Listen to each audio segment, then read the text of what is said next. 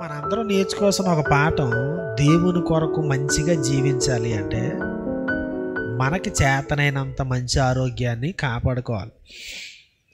Mic Evans అనేటువంటి doctor గారు చెప్పిన విషయాన్ని మరో డాక్టర్ గారు లిలియన్ స్టాన్లీ గారు రాశారు. నేను చెప్తాను.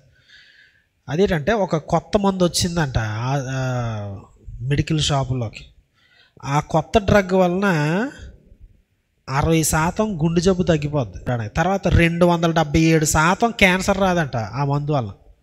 అల్జీమర్స్ వ్యాధి 50% ఛాన్సే లేదు ఈ మందు వలన.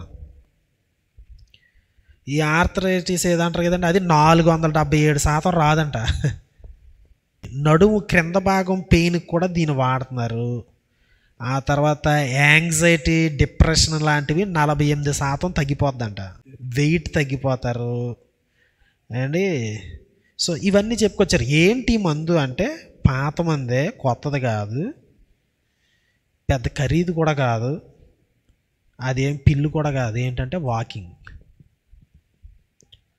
మనం గనక రోజు నడిస్తే మనకు 60% గుండె జబ్బులు రావు. మనం నడిస్తే కనుక భూమి మీద 277% క్యాన్సరు రాదు. అల్జీమర్స్ వ్యాధి 50% రాదు. ఆర్థరైటిస్ 477% రాదు. అంటే ఆల్మోస్ట్ మనకి రావడానికి కారణం సరైన నడక లేదు. డిప్రెషను ఇవన్నీ 48% రావు. సో కాబట్టి కనీసం నడాలి కదా.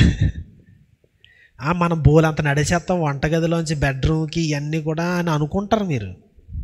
ఇప్పుడు వాచీల్లో కొత్త రకం వాచీలు వచ్చాయి. అందులో మీరు చూసుకుంటే ఎన్ని స్టెప్పులు ఉన్నాయో, రోజుకి 10,000 స్టెప్పులు వేయాలి మనిషి. మీరు చూడండి ఎన్ని ఉంటాయో. 500 స్టెప్పులు కూడా రావు మనకి.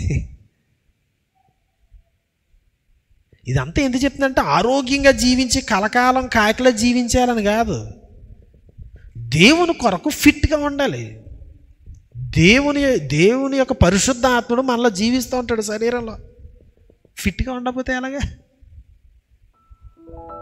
దేవుని కొరకు ఘనకార్యాలు చేయడానికి ఆరోగ్యంతో ఉండకపోతే ఎట్లా? దేవుడిచ్చిన ఆరోగ్యమే